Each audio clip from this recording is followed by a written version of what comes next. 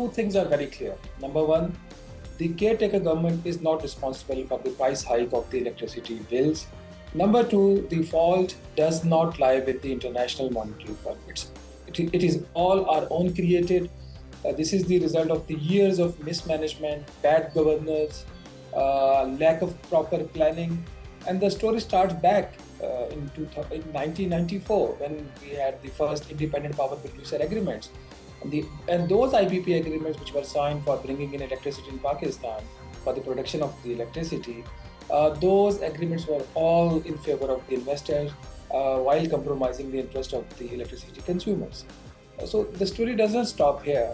It continued in 2005. We had another policy under which we included more power plants. Then in 2013, major expansion came when Pakistan and China signed energy agreements under the China-Pakistan Economic Corridor. Well, at that time there was severe electricity shortage. The government didn't have any option but to go for major expansion. But at some point in time, they should have looked the total demand of the sector and the electricity generation vis-a-vis, so the country does not end up producing more electricity than its needs. And even if there was electricity which was sufficient for the country's needs, or we should have also looked towards the other factors like the transmissions of these of the electricity generated by these power plants. That was very crucial. The transmission lines were either not upgraded or not expanded. There was hardly one transmission line project under the CPEC. Then there was a chronic issue of electricity theft, inefficiency, losses. All these factors combined are now translating into the electricity prices. When I say we didn't do better planning, I mean if the country's requirement is about, say, 25,000 megawatt, and you have the installed capacity of over 40,000 megawatts. So what will you do with the rest of the 15,000 megawatts? You will simply pay them the money for having electricity capacity, which the government of Pakistan is not able to buy. And under those agreements, you are bound to make those payments. One. Secondly, which is equally a worrisome aspect and shows how bad we are in negotiation with international investors and the creditors as well. These power plants are set up for a period of at least 25 years. And the structure is such that the investor will invest about 25% money from its own pocket, which we call the equity part, and then the rest of the 75% is the debt that they take from any financial institution like any Chinese bank.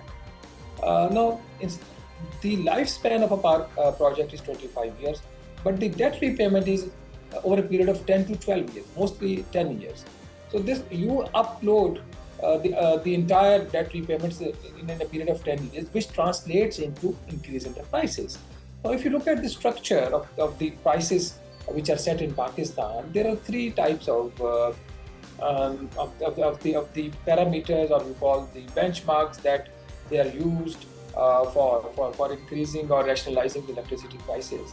One is the annual increase, which they call the annual base tariff adjustment. You change all the laid down benchmarks and adjust according to the new requirements, and that sometimes translates into at least ₹8 per unit increase. That has happened in July 2022 and again has happened in July 2023, because that was annual base tariff adjustment. The second is the quarterly tariff adjustment, where the prices are increased on quarterly basis while looking into various aspects, the consumption requirements, and more importantly, the idle capacity payments, the plants that are there, but we are not able to buy the electricity, so we have to make some payments. And the third increase comes through the monthly fuel cost adjustment. Again, the variation between the base price that is determined for kind of adjusting the price of the fuel in the total tariff and the actual price at that time. So if the variation is large, that will also translate into ₹2, ₹3, ₹4, ₹5 per unit into electricity prices. As a result of all those things, And over and above that, I've mentioned about the losses and the theft. Today, a common consumer is paying rupees 53 per unit price in Pakistan. That is unsustainable. So when you talk about the solution, you have to look into all these aspects. But the problem is, it is a caretaker government. It doesn't have a mandate to go into the things which are detailed, which requires policy adjustment on over a longer period of time, like reopening of the IPP agreements. They cannot reopen. It is not possible. So what is left in their hand? Still they can do so many things. Number one, there is a debt servicing surcharge, roughly rupees 3.21 per unit, which every consumer, irrespective of his or her consumption, pays. And that surcharge is that the government of Pakistan was unable to timely make payments to the independent power producers because they were unable to fully recover the electricity bills. So they would go to a commercial bank and they say, okay, give me 100 billion rupees loan. I'll pay you interest over a period of time. So that rupees 100 billion loan is taken from a commercial bank. It is paid to an independent power producer. And that loan money is parked in a power holding company, and the interest is being charged from the consumer, from those consumers who are already paying their bills honestly, because the other consumers are not paying in Karachi, in Hyderabad, in Sakkar, in Peshawar, in Quetta, in rest of Pakistan, except in Punjab and Islamabad capital territory. So why I should pay the debt servicing surcharge? This should be eliminated, and the cost of debt servicing should be picked by the government, because this is not my fault. A second thing that they can still do, they should start producing electricity from these power plants to whom they are paying the idle capacity payments, because one of the reasons for not utilizing their capacity is that the government thinks that if these power plants would start producing electricity, they would have to buy it, and that electricity will be sold to the consumers. Some of it will be lost because of theft, because of the obsolete transmission and the distribution infrastructure, and because of other reasons. And when even the electricity is sold to the people, it is reached to your homes. And when it comes to the recovery of the electricity bills, again, there's a pathetic situation.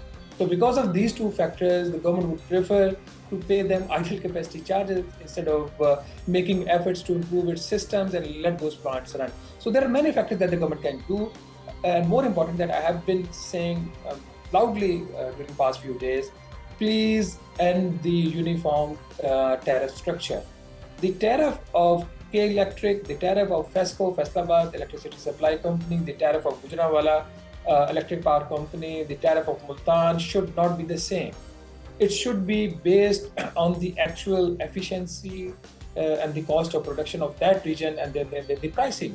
So why should I pay for the theft in Hyderabad, Sakkar, and Peshawar? If uniform tariff is adjusted, it is abolished, then there is a space that the electricity prices can substantially be reduced for the consumers of 5 electricity companies, which are either based in Punjab or in Islamabad.